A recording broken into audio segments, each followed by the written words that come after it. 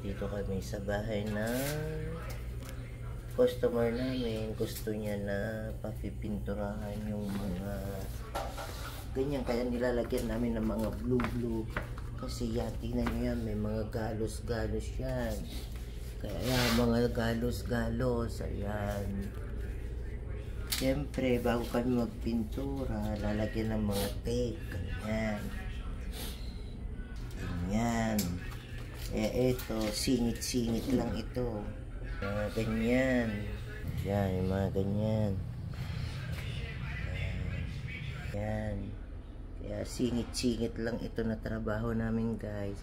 Ganito dito sa US. Kailangan diskarte ng buhay.